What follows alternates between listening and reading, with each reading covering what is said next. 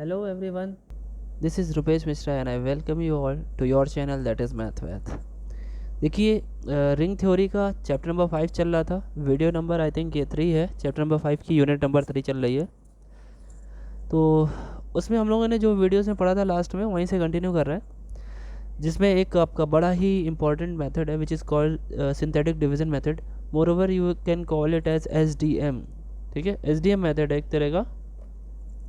क्या करता है this method is helping to find out the factors of a polynomial.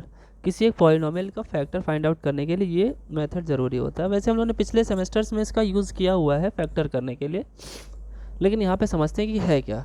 ठीक है, ये बड़ा ही अच्छा ये रूल है, समझते हैं क्या है।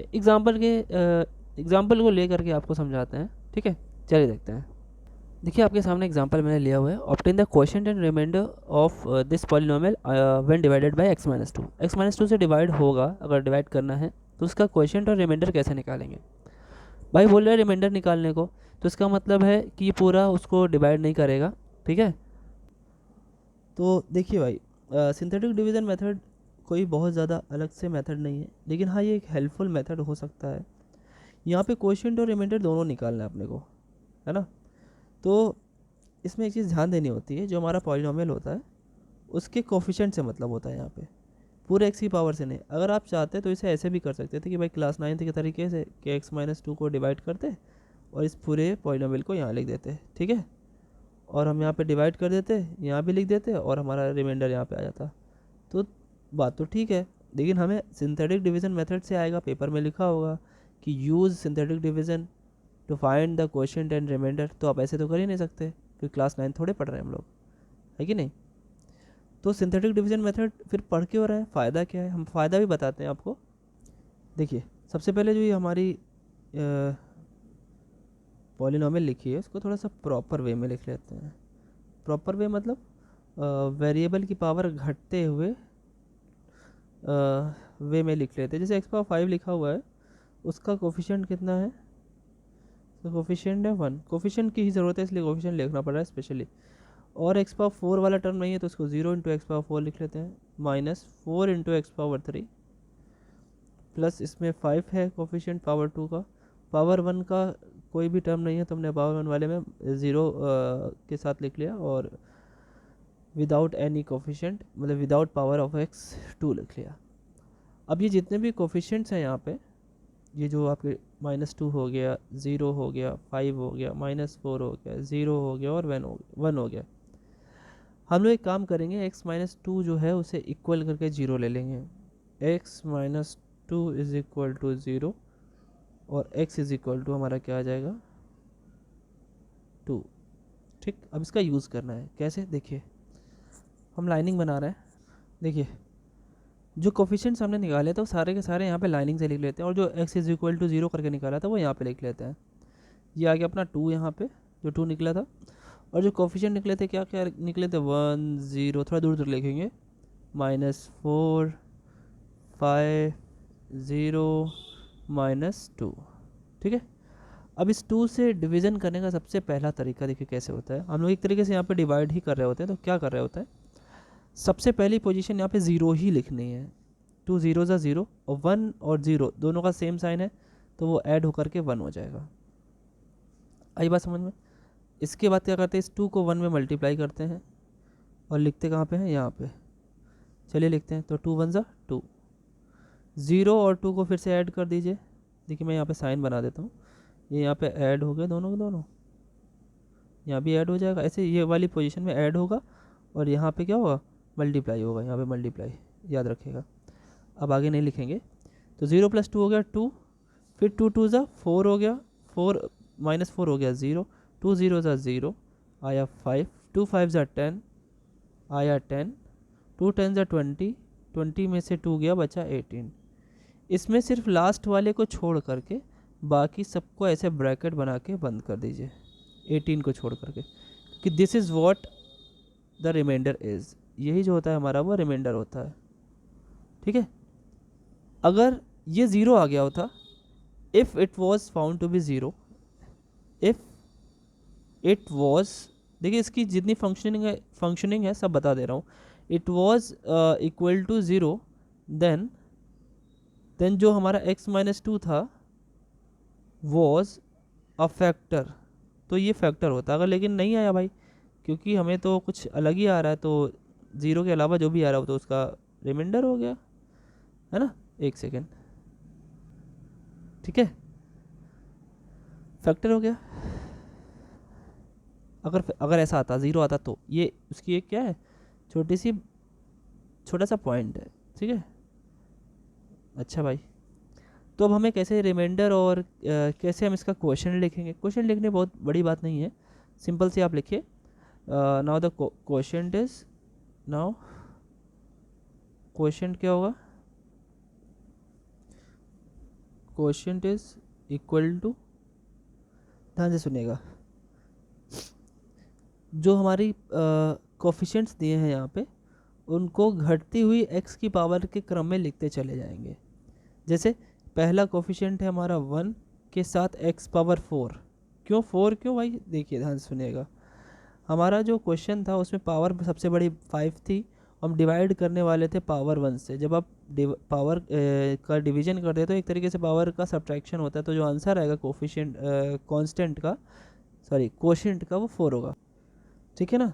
तो जो हमारा क्वोशिएंट आएगा उसकी पावर मैक्सिमम 4 होगी। चलिए देखते हैं, फिर आगे बढ़ते हैं, समझते हैं। तो आंसर कैसे लिखा जाएगा, 1 इंटू एक्स पावर 4 हो गया, और फिर क्या करेंगे 2 इंटू, प्लस में है ना 2, तो plus 2 into x power 3, power कम करते चले जाइए, ठीक है। नेक्स्ट वाला क्या है 0 plus 0 into x power 2 plus 5 into x power 1 और प्लस 10, तो पावर ख़त्म, है ना। So this is the answer. आप ये इसे ऐसे लिख सकते हो, x power 4 plus 2 x power 3 plus 5x plus 10। अच्छा ये बताइए, ये क्लास 9th वाले तरीके से सरल नहीं हो गया काफ़ी? हाँ बिल्कुल सरल हो गया है, क्योंकि उसमें थोड़ा सा टाइम लगता था। अगर आपको याद हो तो आप करके देख लीजिए, ज़्यादा टाइम लगेगा। So this can be handled as a trick to divide a polynomial with another polynomial, है ना। ठीक है, क्लियर है बात। चलिए आगे बढ़ते हैं। देखिए भाई एक क्वेश्चन है, add and multiply the following polynomial over the field i6 + 6 and into 6। भैया i6 जो होता है, i6 में बड़ी सिंपल सी बात है, ये भाई मॉडुलो वाला सीन है। इसमें जो हमारे एलिमेंट्स होंगे वो कहाँ तक होंगे, एक कम तक होते हैं, 4 5।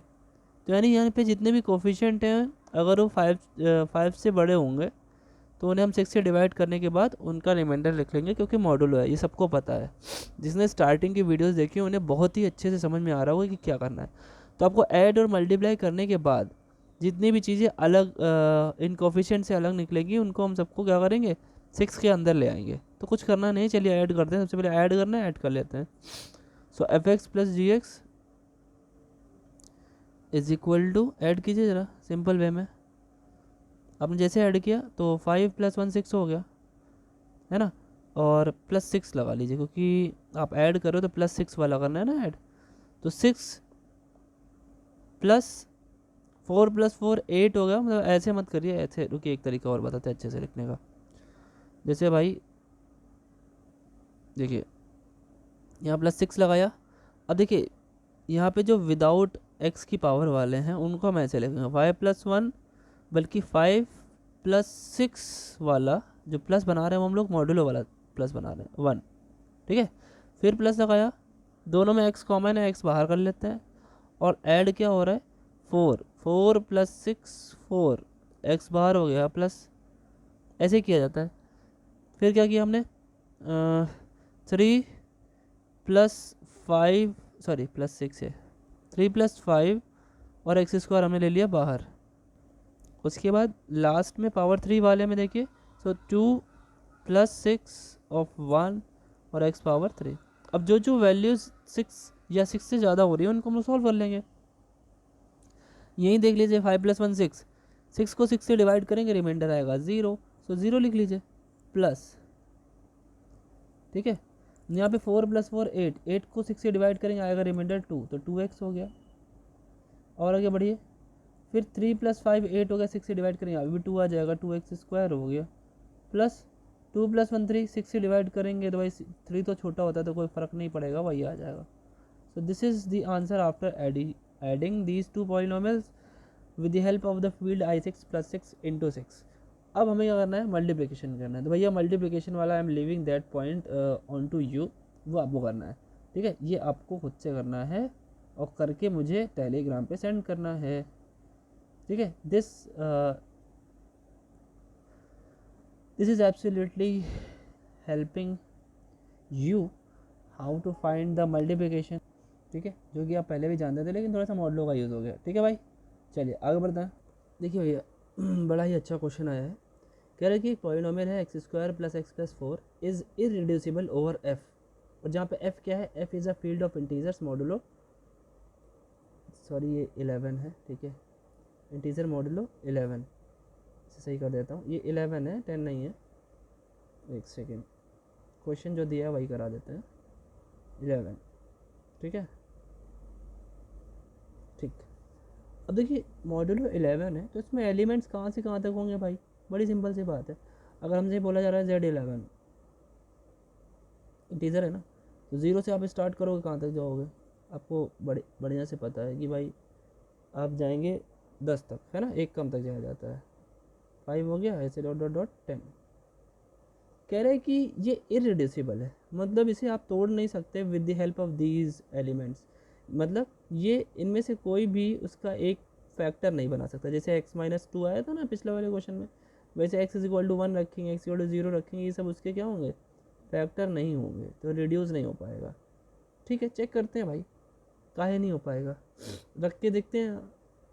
अगर कोई भी, जैसे मान लेते हैं, आपको पता होना चाहिए कि कोई भी वैल्यू वेरिएबल के अगर रखने पे, जैसे अगर हम x = 0 रखें, ठीक है, अगर 0 रखने पे जो हमारी फंक्शन है उसमें से 0 रखा हमने, और अगर 0 आ गया तो रिड्यूसिबल हो जाएगा, है ना, अगर 0 आ गया तो रिड्यूसिबल है, नहीं तो नहीं होगा, ठीक है। x = मान लो a रखने पे 0 आ जाए तो रिड्यूसिबल है, अदरवाइज़ नहीं होगा, तो सब पे रखना पड़ेगा भाई, है ना। मॉडुलो 11 है तो यहाँ पे +11 और × 11 भी होगा, समझ पा रहे हैं ना बात को, हाँ, मतलब जब केवल ये बोलता है तो +11 भी है और × 11 भी चलेगा साथ में, कहने का ये मतलब होता है, याद रखिएगा। चलिए करते हैं, समझेंगे फिर। तो हमने क्या किया, लेट कर लिया f(x) जो है वो x² + x + 4 है भाई। रखिए ज़रा इसमें एक एक करके, चलिए 0 रखते हैं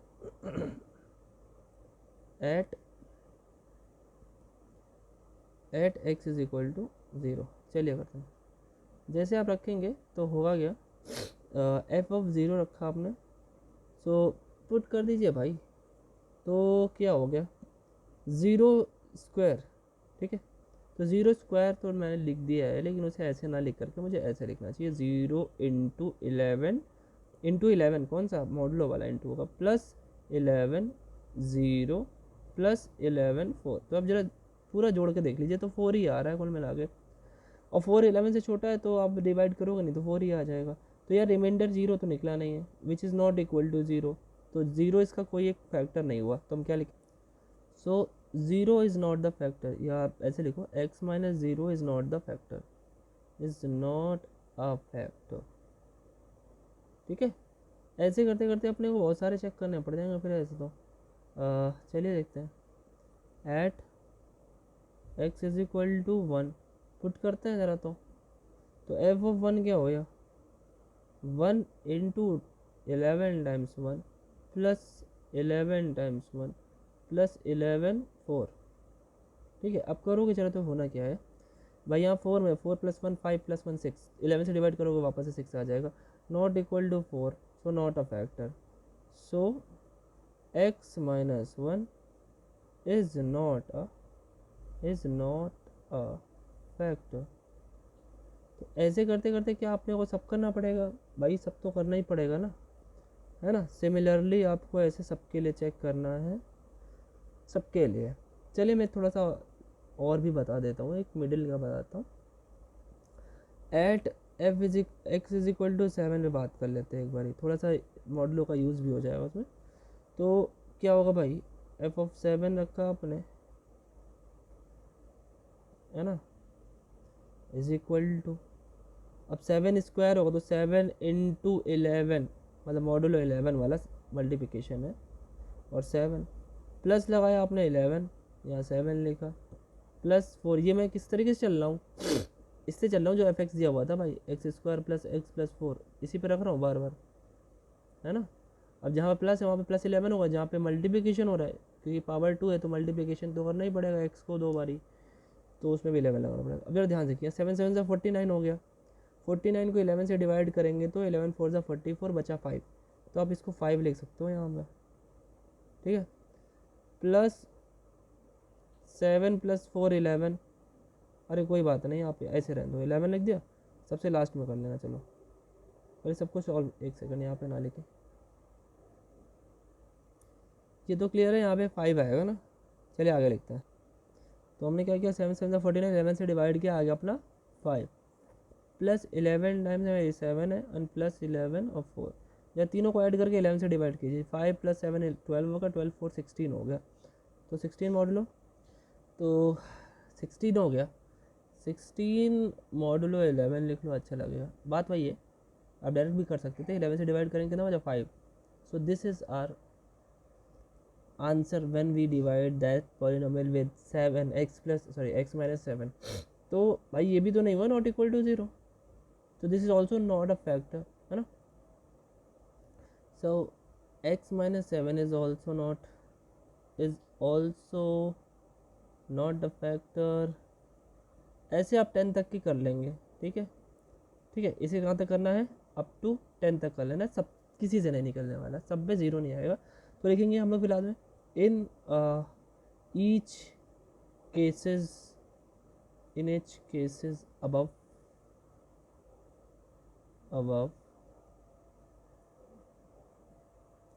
for all a belongs to Z11, जितने भी Z11 में एलिमेंट थे a, f(a) is non zero, रखने पे रिमाइंडर 0 नहीं आ रहा है, हेंस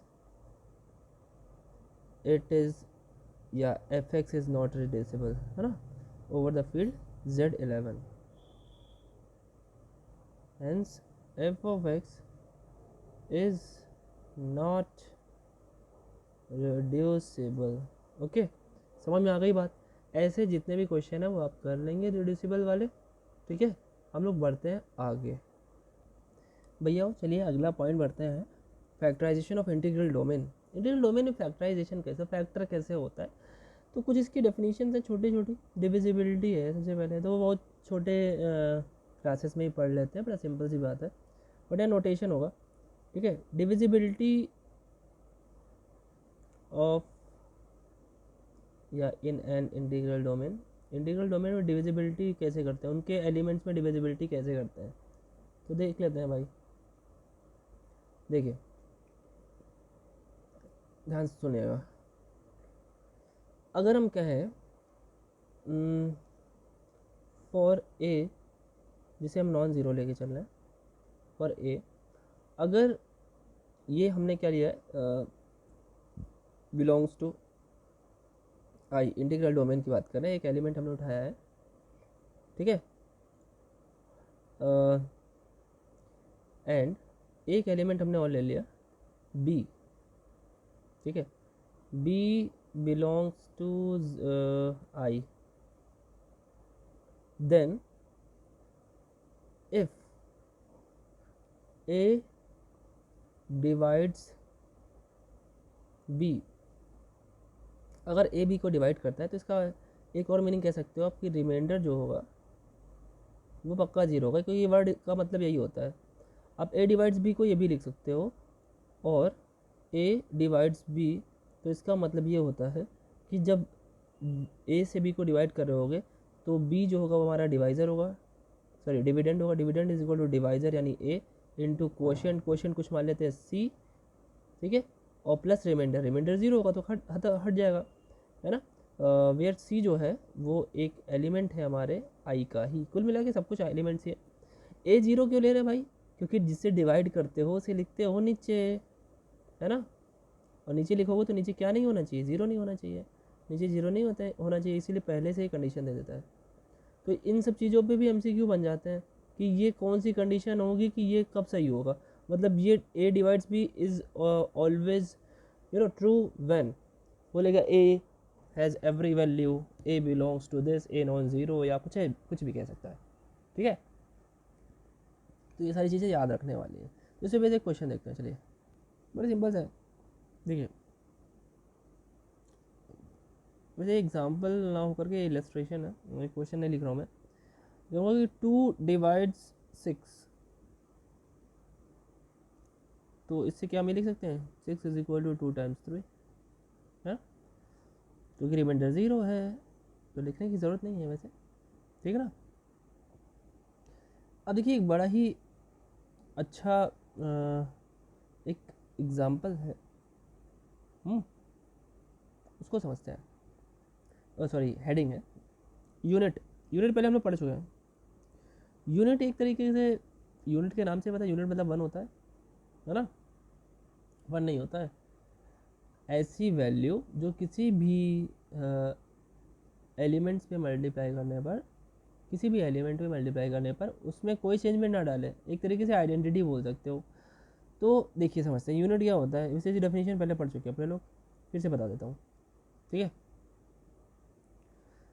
अब देखिए इसमें जितने भी हमारे पॉलिनोमियल रिंग में पढ़ रहे थे, तो जितने भी ऐसे पॉलिनोमियल्स होते थे जिनका खुद का इन्वर्स मिल जाता था, जैसे लाइक ऐसे लिखना चाहिए, elements having their multiplicative inverse, elements having multiplicative inverse. यहाँ पे अगर आप बात कर रहे हैं पॉलिनोमियल्स की, तो पॉलिनोमियल्स में अगर जितने भी यूनिट्स हैं यानी कांस्टेंट पॉलिनोमियल्स हैं जितने भी, उन सबका उन सबको यूनिट बोलते हैं। यू कैन से दैट कि जो कांस्टेंट पॉलिनोमियल्स होते हैं किसी भी डोमेन में या किसी में भी, पॉलिनोमियल की बात कर रहा हूँ, जैसे 2 3 4 5 को भी नंबर, तो उनका मल्टीप्लिकेटिव इन्वर्स यहाँ पे मिल जाता है। नॉन ज़ीरो की बात कर रहा हूँ मैं, नॉन ज़ीरो कॉन्स्टेंट्स की। लेकिन उसके अलावा अगर आपने पावर शुरू कर दी, जैसे मोनोमियल जिसमें x की पावर 1, बाइनोमियल, ट्राइनोमियल, टेट्रानोमियल, तो वो सब के सब उनकी मल्टीप्लिकेटिव इन्वर्स नहीं मिलते हैं, क्योंकि एक्स पावर फिर नेगेटिव आने लगती है, तो वो ज़रूरी नहीं है, ठीक नहीं है। अच्छा भाई, अब जैसे इसमें कुछ एग्जांपल्स हैं, उनको सेट कर लेते हैं। देखिए क्या है,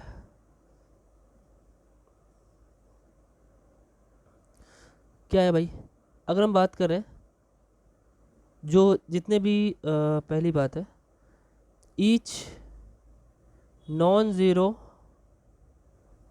वही जो मैंने ऊपर लिखा अभी बोल भी रहा था, non zero element of a field is a unit. Okay भाई, इज़ अ यूनिट। पहला तो ये हो गया। ये सब इंपॉर्टेंट पॉइंट्स है, याद रखना है आपको। ये मैं यहाँ पे एग्जांपल क्यों लिखा हूँ मैंने, यहाँ पे मुझे लिखना चाहिए नोट। ये बड़ा ही इंपॉर्टेंट चीज़ है, इंपॉर्टेंट पॉइंट्स है, नोट लिखना चाहिए मुझे। This is a note. ठीक है, देखिए पुराने की तरह जैसे आपका एग्जामिनेशन हो रहा था वैसे इस बार भी होना है। ठीक है, so you don't need to worry about that. MCQ जैसे 40 हो रहे थे और जहाँ पे 70 होते थे वहाँ 70 हो रहे हैं, है ना। और यहाँ पे तो 3 लॉन्ग करने होते थे, 6 में से 3 लॉन्ग, तो वो तो है ही। तो लॉन्ग तो आपके वैसे ही कवर हो जाएंगे अगर आप यहाँ से अपने चैनल से प्रिपेयर करते हो। ठीक है, जितने भी लॉन्ग कराएं वो सफिशिएंट है, मोर देन इनफ है, मोर देन इनफ। ठीक है, तो उतना कोई दिक्कत नहीं है। अब देखिए, अब 1 और -1 की बात करें, आर यूनिट्स। देखिए अलग अलग चीज़ों में अलग अलग यूनिट्स हैं। अगर फील्ड की बात करें तो फील्ड में जितने भी नॉन ज़ीरो वाले हैं सब यूनिट है, मतलब समझ रहे हैं ना, जिनका खुद का मल्टीप्लिकेटिव इन्वर्स निकल है। लेकिन अगर बात करें इंटीग्रल डोमेन की, तो वो उसमें सिर्फ 1 और -1 होते हैं, are units of integral domain of integers, domain of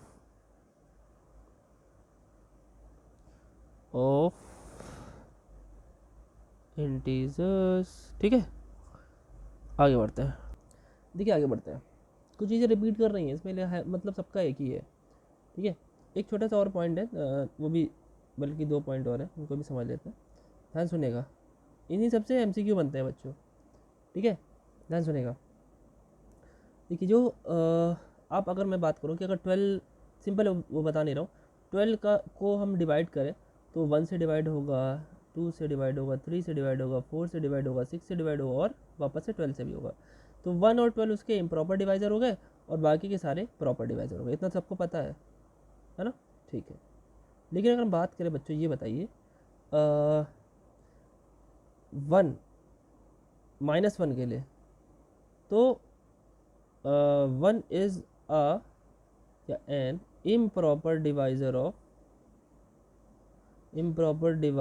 of ध्यान सुनेगा -1। ये इंपॉर्टेंट पॉइंट है। का है -1 का इम्प्रॉपर डिवाइज़र कैसे हो गया? हमने तो ये बोला था कि इम्प्रॉपर वही होता है जो सेल्फ आ जाए या 1 आ जाए, तो 1 तो आई है ना, 1 क्या है उसका इम्प्रॉपर डिवाइज़र है। वैसे भी आप एक बात ध्यान दो, माइनस कोई भी चेंजमेंट नहीं लाता, माइनस हटा ही दीजिए तो एक तरीके से 1 तो सेम ही हो गया ना। तो याद रखिएगा, ये इंपॉर्टेंट पॉइंट था 1 के लिए। ठीक है, आई बात समझ में। और एक चीज़ जो हम लोग जानते तो हैं, पहले हमने क्या बोला, माइनस से कोई फ़र्क नहीं पड़ता है। तो अगर हम कहें 1 -1 both are improper divisor of any number, है ना, किसी भी नंबर का ये दोनों ही इम्प्रॉपर डिवाइज़र होते हैं। क्यों भैया? -1 ने एलिमेंट तो दूसरा कर दिया, लेकिन -1 कोई अलग से अंदर नहीं डाल रहा है। -1 तो कोई दिक्कत नहीं करता, माइनस तो दिक्कत ही नहीं करता। लेकिन याद रखिएगा, इंपॉर्टेंट चीज़ है। आई बात समझ में? ठीक, अगली हेडिंग पे चलते हैं, which is unique factorisation domain. नाम में ही क्लियर हो रहा होगा, यूनिक है, उसके आंसर एक से ज़्यादा नहीं आ सकते। बड़ी सिंपल सी बात है। ठीक है, तो देखिए कोई भी इंटीग्रल डोमेन जो है, इंटीग्रल डोमेन कोई भी अगर है, उसे हम यूनिक फैक्टराइजेशन डोमेन तब कह पाएंगे जब उसमें 2 प्रॉपर्टीज़ होंगी। क्या? सबसे पहली प्रॉपर्टी ये होगी, पहली बात तो वो इरेड्यूसिबल होना चाहिए, और अगर वो रिड्यूसिबल है बच्चों, तो वो यूनिट से रिड्यूसिबल होना चाहिए या फिर कई सारे प्राइम नंबर्स के प्रोडक्ट के बराबर होना चाहिए। ठीक है, बात समझ में आ रही? देखिए, इफ़ इट इज़, या कोई नंबर है मान लीजिए, it is divisible by unit, और अगर हम उसको ब्रेक करके कई सारे प्राइम नंबर्स में तोड़ दें, ठीक है, फाइनाइट नंबर में, और इट कैन बी एक्सप्रेस्ड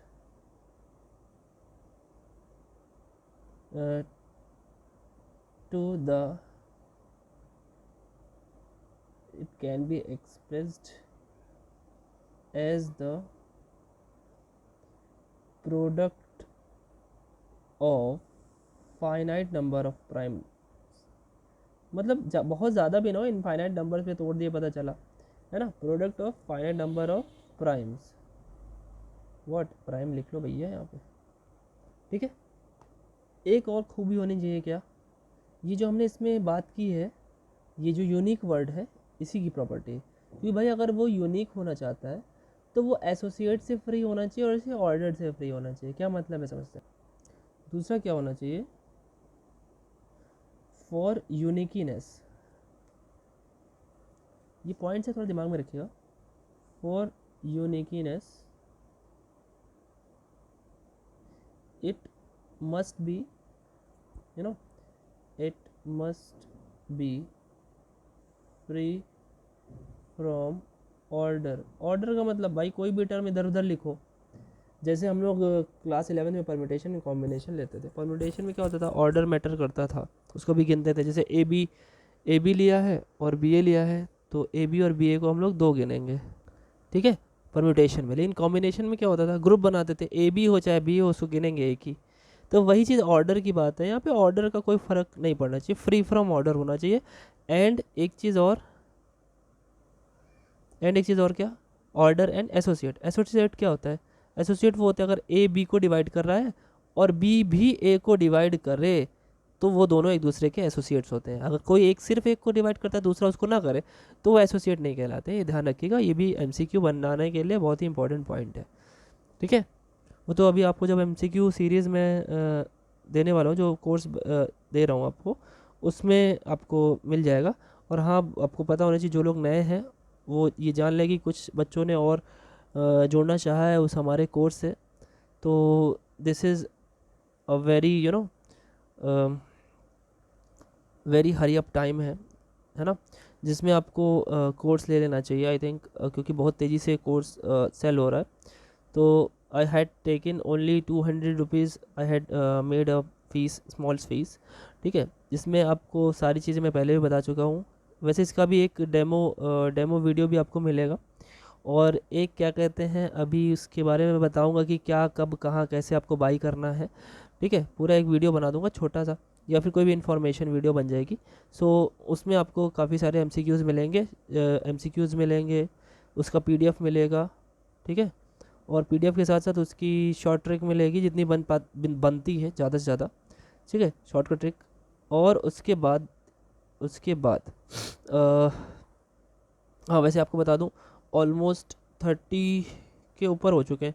कल 25 के ऊपर थे, आज 30 के ऊपर है कुछ लोग, तो वो लोगों ने इनरोल कर लिया है, ठीक है भाई। तो इनरोल इन द सेंस उन्होंने अपना नाम दे दिया है, बस उन्हें अब बस इन्फॉर्मेशन वीडियो में देना है मुझे। तो मैंने बताया था, आप लोगों को पता होना चाहिए, 100 मेंबर्स के लिए 200 ही है, और उसके बाद अगर बढ़ते हैं तो मुझे 250 करना पड़ेगा, ठीक है, फॉर सम रीजंस, ठीक है।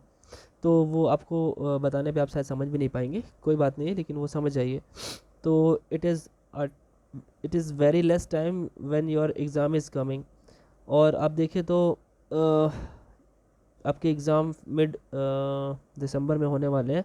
आज न्यूज़ भी आई है, ठीक है। तो न्यूज़ में आपका कोई कुछ ऐसा नहीं बोला गया है कि एमसीक्यू पैटर्न को हटाया है, ऐसा कुछ भी नहीं है। तो आप ये दिमाग में रखिए कि एमसीक्यू ही होना है जैसे पहले था, ठीक है। और वो तो हमें पहले से पता था, मैं पहले से बोल रहा हूँ कि इतने कम समय में ये चेंज नहीं कर सकते। अगर इन्हें चेंज करना होगा तो ये जैसे इस सेमेस्टर में बोलेंगे और अगले सेमेस्टर में करेंगे। इतना ऐसा भी नहीं कि 2 महीने पहले बोल दिया कि हाँ भाई 2 महीने बाद ऐसे होगा। तो माइंड सेटअप होता है, कई सारे सेटअप्स होते हैं, आपको देखने में लग रहा है कई सारी चीज़ें होती हैं, ठीक है। तो आप बिल्कुल निश्चिंत रहें, आपका वही होने वाला जो पहले होता था। एमसीक्यू आप बिल्कुल बाई कर लीजिए, अगर आपको लगता है बहुत कम कॉस्ट रखी है। मैं बहुत ज़्यादा नहीं रखना चाहता हूँ क्योंकि सबके लिए फिर सुटेबल नहीं होता, तो इसलिए बहुत कम कॉस्ट रखे हैं। This 200 rupees is for full semester MCQs, full 5th semester का एमसीक्यू होगा, ठीक है। तो आप खरीद सकते हैं। और हाँ, बहुत ही जल्दी इसकी क्लासेस भी आपको, एमसीक्यू क्लासेस भी मिलने लगेंगे, मीन्स उसके वीडियोस आपको प्रिपेयर्ड मिल जाएंगे। अभी इन पे काम चल रहा है, एमसीक्यूज़ बन रहे हैं, ठीक है ना। तो आपकी रिंग थ्योरी की ऑलमोस्ट प्रिपेयर्ड है। तो जिस दिन भी उसका डेमो मैं देना चाहूँगा, एक 10 मिनट का या 15 मिनट का डेमो दे दूँगा, आप देख लीजिएगा उसे। वैसे तो आप लोग 4th सेमेस्टर वाले जितने भी सब लोग देख चुके हैं, जो नया है वो 4th सेमेस्टर वाला अगर देखना चाहे तो देख सकते हैं, नहीं तो नया वाला वीडियो देख लेंगे, ठीक है भाई। चलिए आगे बढ़ते हैं। देखिए एक थ्योरम देखते हैं। देखिए, the relation of divisibility, relation है रिलेशन ऑफ डिविजिबिलिटी। थ्योरम में सिंपल सी है, अब ऐसे समझ में आ जाएगा। इन एन इंटीग्रल डोमेन, एक इंटीग्रल डोमेन में अगर डिविजिबिलिटी की बात करें तो वो सिर्फ 2 तरीके की प्रॉपर्टीज़ को लेके आता है, रिफ्लेक्सिव एंड ट्रांजिटिव। वैसे 3 हुआ करते थे, कौन कौन सा, रिफ्लेक्सिव, सिमेट्रिक और ट्रांजिटिव। जो तीनों को फॉलो करता था वो सेट क्या हो जाता था, इक्विवेलेंस रिलेशन हो जाता था, ठीक है। और कोई एक भी अगर फॉलो नहीं करता था तो इक्विवेलेंस रिलेशन नहीं होता था, ठीक है। लेकिन बड़े ही अच्छे क्वेश्चन बन जाया करते हैं इससे। देखिए क्या इसमें क्या करना है, हमने क्या किया, लेट कर लेते हैं, चलिए भाई, A, B, C belongs to integral domain ले लिया। अब डिविजिबिलिटी रूल है अगर मान लेते हैं, है ना, यहाँ पे अगर हम कहें कि ए डिवाइड्स बी और बी डिवाइड्स सी, ठीक है भाई, ये दोनों चीज़ें भाई डिविजिबिलिटी ले रहा है ना, डिविजिबिलिटी तो लेनी पड़ेगी। अब हमें कह रहे हैं कि ये रिफ्लेक्सिव, रिफ्लेक्सिव का मतलब होता है खुद से डिविजिबल, तो खुद से डिविजिबल तो सारे के सारे होते हैं। चलिए आगे करते हैं।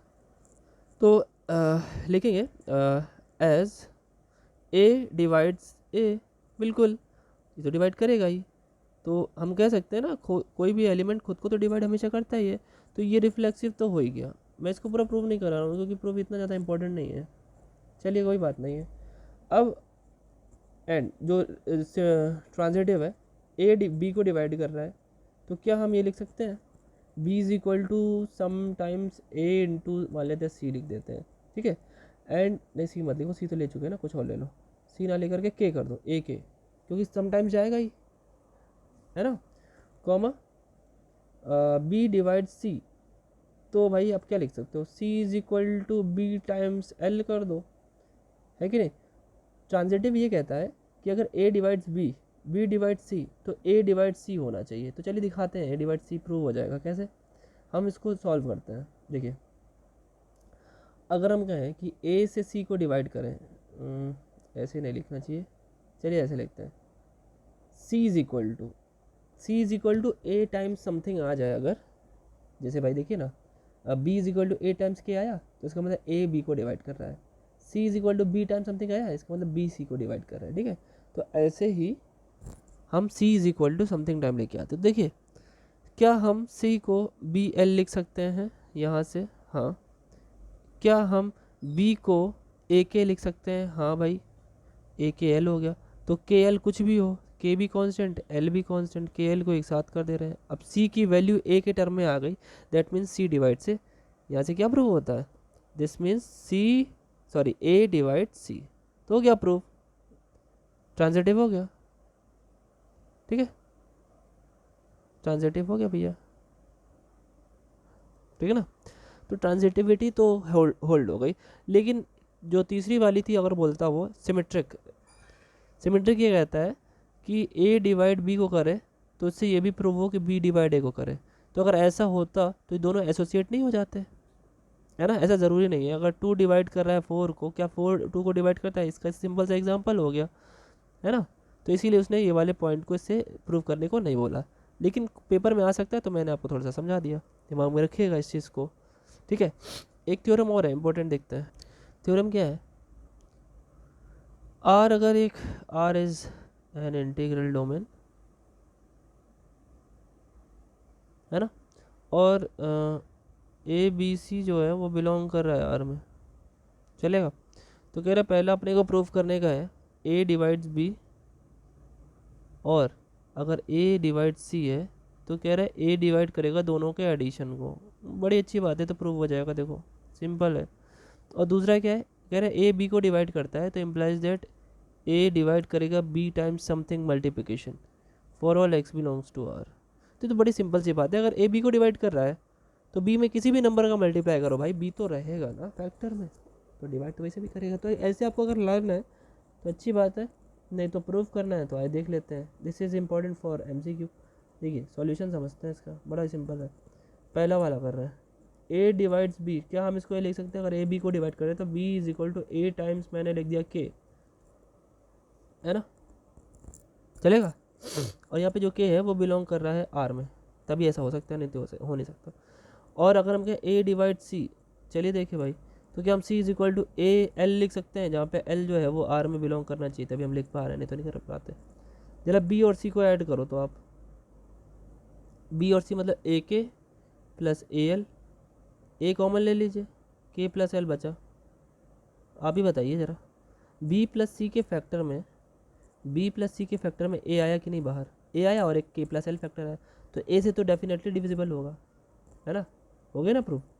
तो हम अगली लाइन में क्या लिखेंगे, लिखेंगे ऐसे, बिकॉज जो हमारा बी प्लस सी आया है that is A times K plus L, so A divides B plus C. बड़ी सिंपल सी बात है, क्योंकि जो फैक्टर्स के में कॉमन आया तो उसको डिवाइड जरूर करेगा, बल्कि यहाँ से आप ये भी कह सकते हो कि K plus L divide B plus C, ठीक है, लेकिन उसकी ज़रूरत नहीं थी।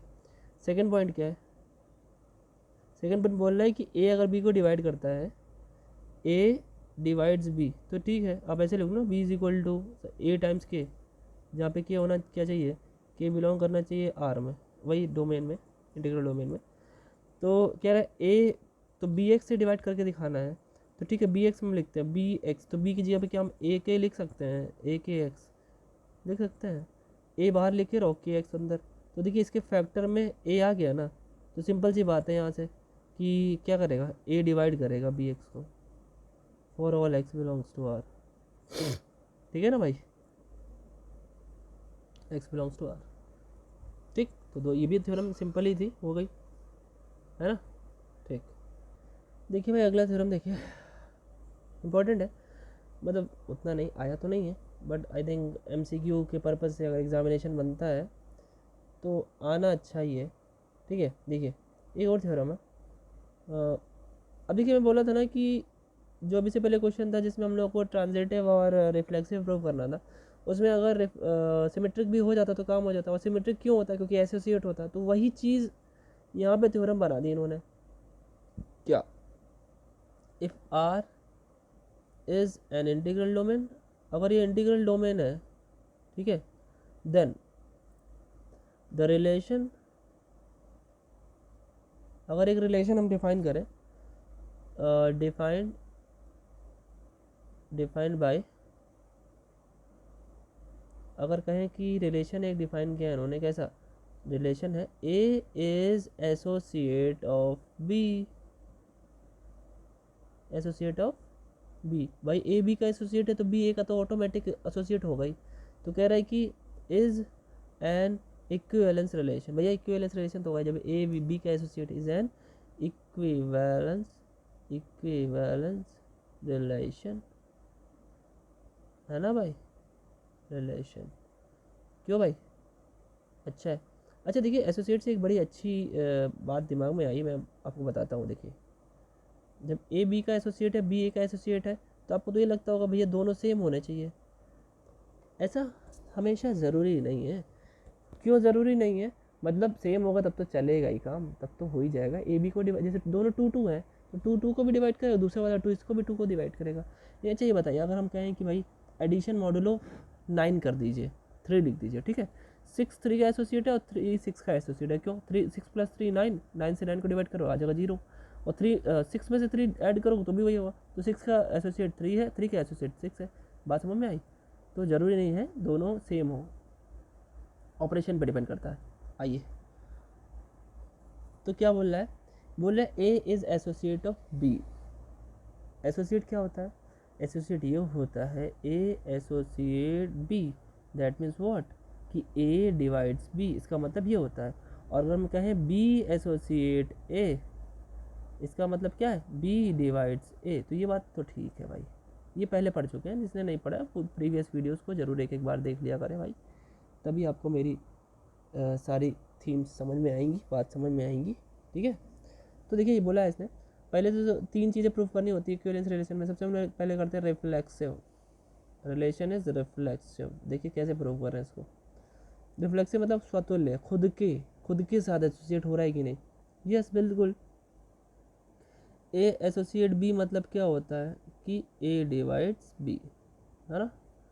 तो ए एसोसिएट ए क्या होता है ऐसा, yes it is an associate of self, A divides A, बिल्कुल सही है ना, which is true, which is true, true है भैया, ट्रू है तो क्या होगा, रिफ्लेक्सिव हो गया, है ना, रिफ्लेक्सिव होल्ड हो गया। बाकी के दो, बाकी क्या है, रिफ्लेक्सिव और सिमेट्रिक। सिमेट्रिक क्या है, सिमेट्रिक देखो और दिखाते हैं। सिमेट्रिक में अगर भैया सिंपल सी बात है, ए एसोसिएट बी मतलब क्या है, ए डिवाइड्स बी। और आपको पता होना चाहिए जब एसोसिएट वाली बात है ना बच्चों, है ना, तो दोनों चीज़ कन्फर्म्ड होती है, क्योंकि एसोसिएट एक को कहा ही नहीं जाता, आपने एसोसिएट पढ़े होंगे, एसोसिएट की डेफिनेशन ही होती है कि A divides B and B divides A, then A and B are called associates. तो ये भी होगा, दोनों ही सही है ना, which is true, which is true. तो सिमेट्रिक भी होगा अबाउट ट्रांजिटिव, ट्रांजिटिव वाला तो पहले ही प्रूव हो चुका था, चाहे एसोसिएट हो चाहे ना हो। तो क्या है, ए डिवाइड्स बी डिवाइड्स सी, है ना। प्रीवियसली हमने प्रूव किया है कि बी इज अगर ए डिवाइड्स बी है तो B is equal to A K और C is equal to B L. आपको अगर सी की बात करनी है तो सी की जगह आप बी एल लिख दो और बी की जगह लिख दो ए के एल। तो आप बड़ी सिंपल सी बात यहाँ से देख सकते हो कि सी के मल्टीपल फैक्टर्स में ए अलग अलग से आ रहा है। दैट मीन्स व्हाट, कि ए जो है वो सी को डिवाइड करेगा। तो यही तो होता है, विच इज़ ट्रू। ट्रांजिटिव भी होगा, तीनों चीज़ हो गई तो क्या होगा, इक्विवेलेंस रिलेशन होगा। ठीक है, चलिए आगे बढ़ते हैं। यार कुछ नोट्स हैं, देख लो ज़रा, जिनके प्रूफ मुझे नहीं लगता उतने अच्छे हैं। हाँ एक आध आए तो हैं लेकिन उनका प्रूफ नहीं कराना है मुझे, फालतू लग रहा है। देखिए, क्योंकि पैटर्न जिस हिसाब से बदला है, मतलब जब आप लोग ने बीएससी करना शुरू किया है तभी पैटर्न बदला था। एमसीक्यू और लॉन्ग आंसर 3 ही करने हैं, 3 4, तो इतने सारे लॉन्ग आंसर करने की जरूरत नहीं। ठीक है, तो देखिए एक यूक्लिडियन एल्गोरिदम है